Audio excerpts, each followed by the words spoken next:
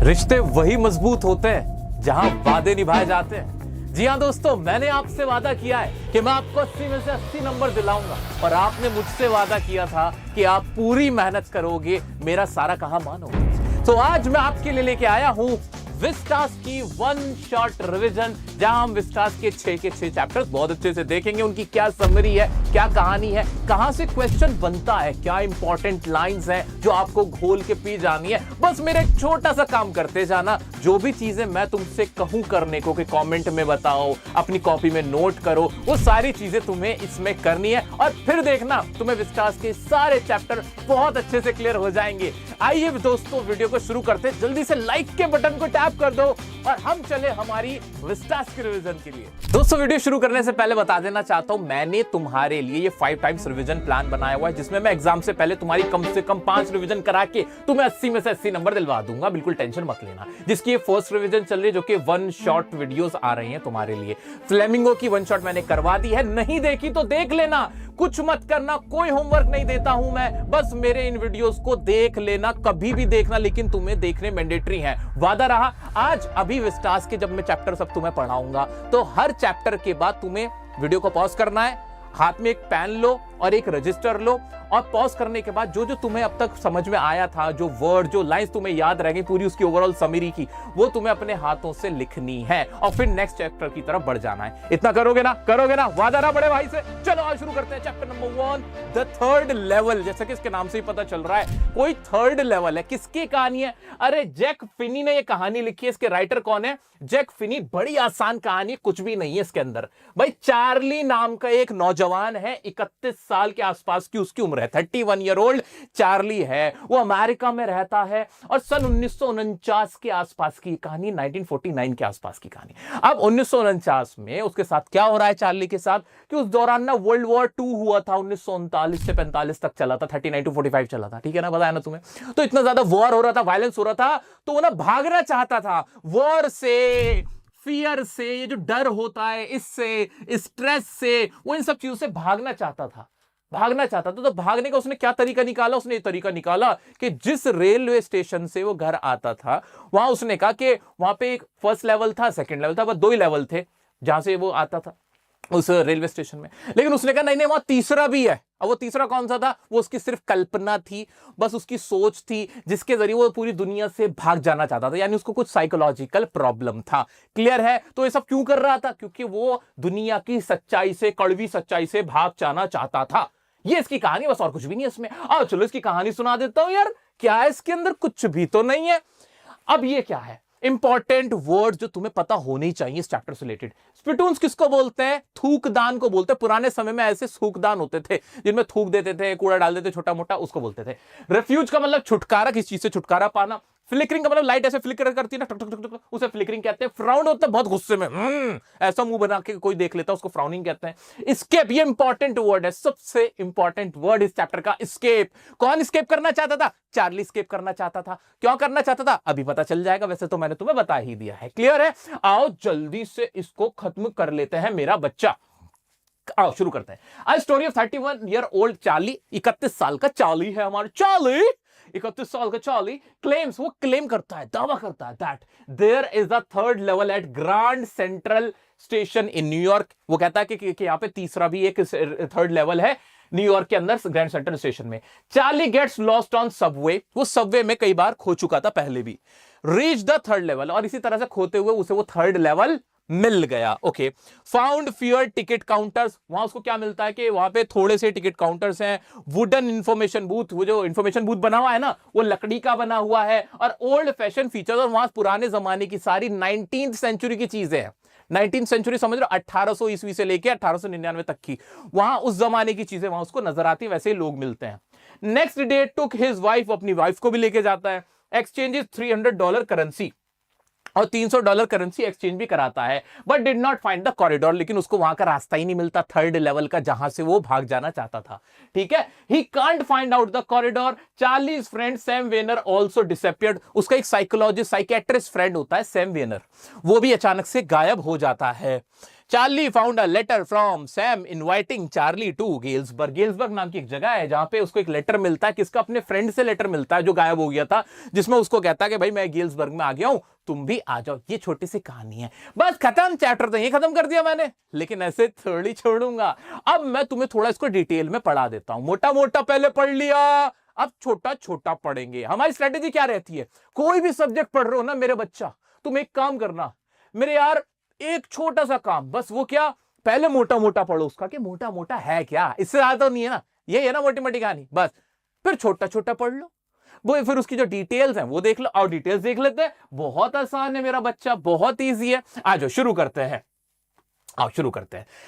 ये तो हमने पढ़ लिया कि Charlie 31 year old city resident claims that there is a third level at the Grand Central station. ये लाइन तो तुमने घोल के पी ली कि वो क्लेम करता है कि there is a third level at the Grand Central railway station. जैसे तुम दिल्ली में कभी आए हो, दिल्ली में रहने वाले जो लोगों को नहीं तो पता ही होगा, यहाँ मेट्रो स्टेशन बनने हैं बहुत सारे। अब जहां तुम अगर राजीव चौक मेट्रो स्टेशन पे चले जाओगे ना, खो जाओगे भाई।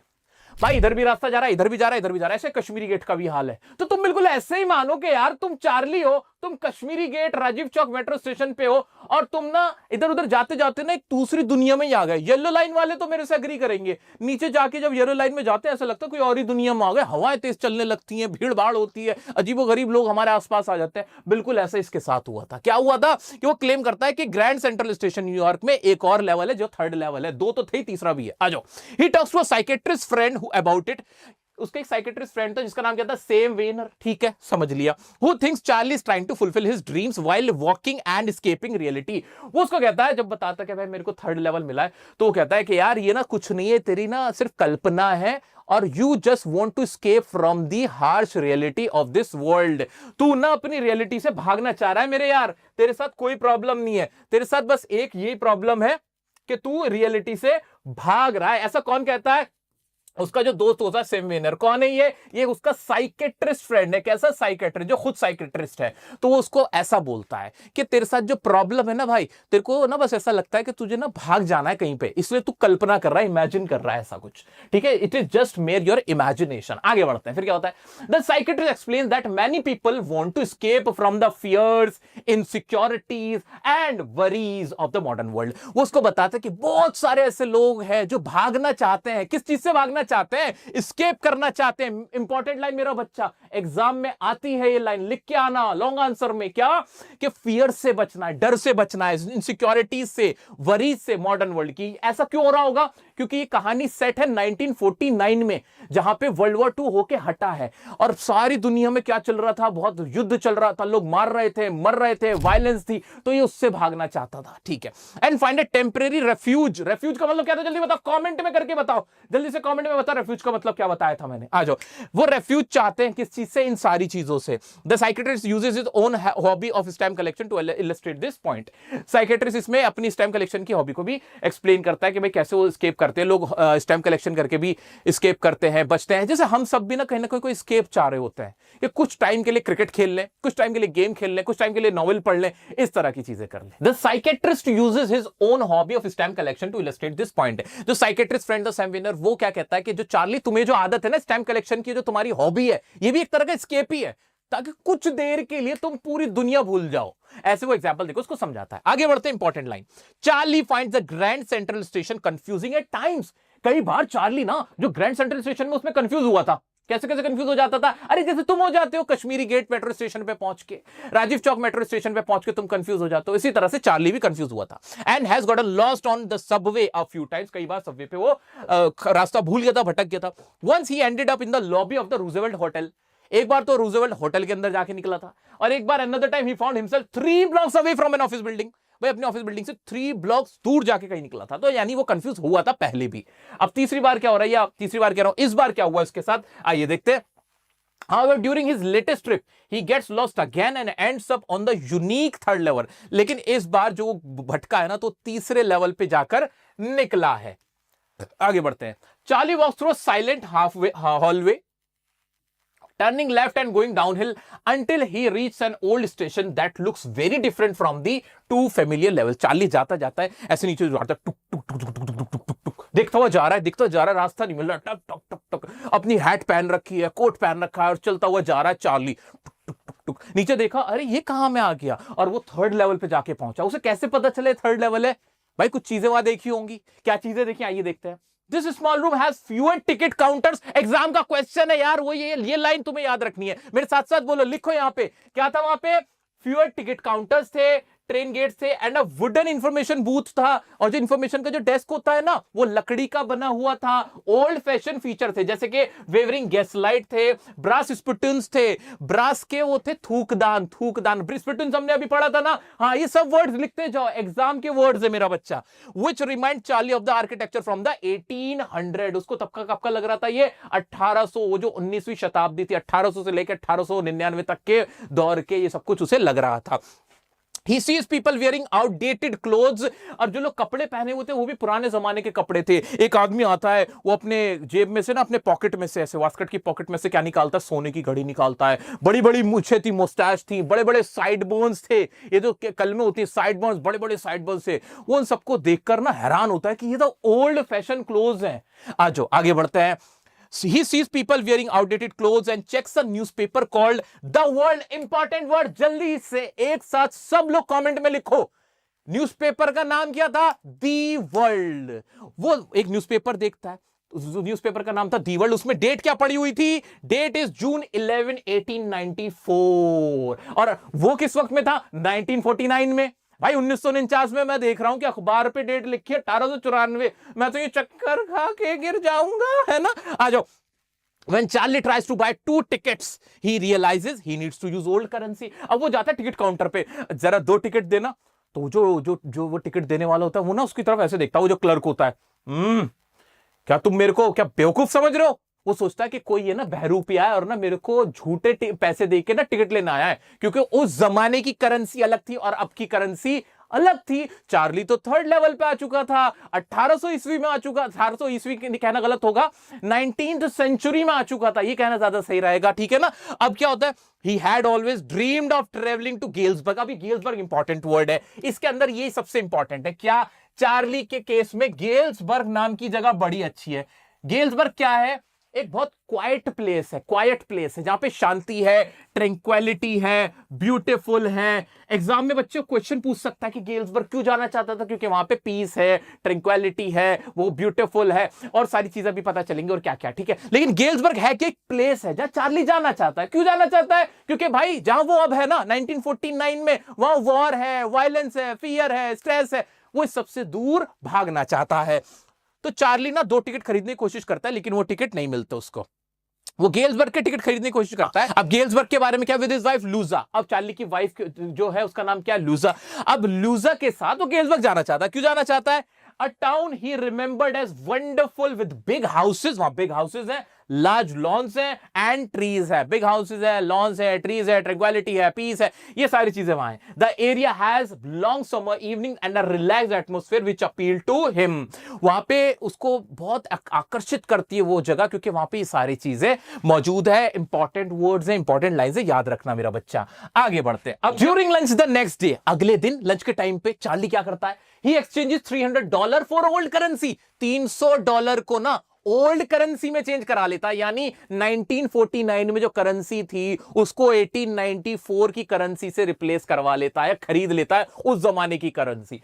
क्या होता है? He is not bothered by the fact. उसको फर्क नहीं पड़ता इस बात से। बॉदर्ड बाय द फैक्ट, मेरे बच्चा लिखो ये लाइन, इंपॉर्टेंट लाइन, एग्जाम में आने वाली लाइन है ये, क्वेश्चन पूछा जाएगा। Why he was not bothered? Bothered मतलब परेशान होना। उसको इस चीज से फर्क नहीं पड़ता that the amount only comes to $200। भाई $300 उसने दिए आज की करेंसी के, और पुराने नोट उसको कितने मिले? सिर्फ 200 ही मिले। ऐसे समझ लो ना, जो पिछले डिमोनेटाइजेशन से पहले के जो नोट होते थे 500 रुपए वाले, तुम आज उनको एक्सचेंज कराने लग जाओ, बिल्कुल ऐसा समझो। तो तुमने दिए कितने आज के जमाने के? तुमने दिए 500, बदले में मिले तुम्हें 300। लेकिन तुम कहोगे यार ये तो नुकसान हो गया, लेकिन चार्ली को इस बात से फर्क नहीं पड़ रहा था। क्यों नहीं पड़ रहा था? ये एग्जाम में क्वेश्चन आएगा। Why? Because he wants to go to Galesburg with his wife Louisa. अपनी वाइफ लूजा के साथ कहां जाना चाहता है? गेल्सबर्ग में। क्यों जाना चाहता है? वहां पे क्या है? वहां पे ट्रीज है, बिग लॉन्स है, और वो वहां ट्रैंक्विलिटी है, ब्यूटीफुल है गेल्सबर्ग, जो अभी हमने देखा था। क्लियर? हाँ सर जी, आगे बढ़ जाओ। फिर क्या होता भाई? अब तो ओल्ड करेंसी आ गई, अब तो खरीद लेगा। However, he can't find the corridor. उसको वो कॉरिडोर ही नहीं मिलता, यानी वो रास्ता ही नहीं मिलता जो थर्ड लेवल पे उसको ले जाए। वो खूब ढूंढता है अपनी वाइफ के साथ भी, लेकिन उसको नहीं मिलता। When his wife finds out, she tells him to stop searching. वो कहती है अरे जाने दो, छोड़ो ना, नहीं मिल रहा तो नहीं मिल रहा, छोड़ दो, ये सब बंद कर दो। उसके बाद क्या होता है, चार्ली बंद कर देता है रास्ता ढूंढना थर्ड लेवल का। चार्लीज फ्रेंड सैम वेनर, जो कि साइकेट्रिस्ट फ्रेंड था, whom he shared his idea about Galesburg with, also disappears unexpectedly। भाई उसका वो दोस्त भी गायब हो जाता है अचानक से। उसके सारे क्लाइंट उसको इंतजार कर रहे होते हैं, उससे कनेक्ट कर रहे होते हैं, उसके घर वाले, वो लेकिन गायब है। वो कहां गायब हो गया? And his wife spends unexpectedly and his wife spends weekends looking for him. और उसकी बीवी उसको ढूंढ रही है, कहां गया भाई, कहां गया। Charlie inherited the hobby of collecting stamps from his grandfather. Charlie को, तुम्हें पता ही था, शुरू में बताया था कि उसको स्टैम्प कलेक्शन का शौक था। अब चार्ली को पता चला मेरा दोस्त गायब हो गया, लेकिन उसे नहीं पता कहां गायब हुआ, क्या हुआ। देखते हैं क्या हुआ उसके साथ। One day, एक दिन, while going through his stamp collection, he discovers a letter addressed to his grandfather in Galesburg।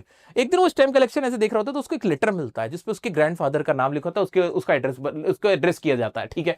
Which has the postmark of a faded 6-cent stamp with a picture of President Garfield। President Garfield की picture लगी होती है और इस तरह का होता है जैसे 1894 में की सारी डिटेल्स होती है उस एनवेलप पे। अब आगे देखते हैं क्या है उस एनवेलप में। What surprises him more is that the letter was not there before। वो लेटर पहले वहां नहीं था। The letter written on 18 जुलाई 1894, और उस पे डेट क्या डली है, 18 जुलाई 1894, invites Charlie and Louisa to Galesburg and is from his psychiatrist friend Sam। भाई सैम ने लेटर भेजा हुआ था किसको, चार्ली को, जहां वो बोल रहा था कि मैं तो यहां गेल्सबर्ग में आ गया हूं, बहुत अच्छा है, तुम भी आ जाओ और लूजा को भी ले आओ, ये बहुत अच्छी जगह है। और इस तरह से उसको इनवाइट कर रहा था। कौन? वो उसका साइकेट्रिस्ट फ्रेंड। ठीक है। Sam mentions in the letter that he has moved to Galesburg and invested $800 in old currency bills for his business. और उसने ये भी बोला कि मैंने $800 बिजनेस में इन्वेस्ट कर दिए, यहां पर आके करेंसी को एक्सचेंज करवा लिया है। और इस तरह से हमें समझ में आता है कि वो जो साइकेट्रिस्ट फ्रेंड था उसको भी यही साइकोलॉजिकल प्रॉब्लम थी, वो भी स्केप करना चाहता था रियलिटी से, और उसने कॉपी कर लिया था किसको, चार्ली को ही कॉपी कर लिया था। उसको भी ऐसा लगने लगा था कि गेल्सबर्ग बहुत अच्छी जगह और वहीं पर चले जाना चाहिए। ये देखने के बाद लूजा को भी विश्वास होने लगा कि वाकई में गेल्सबर्ग नाम की कोई जगह है।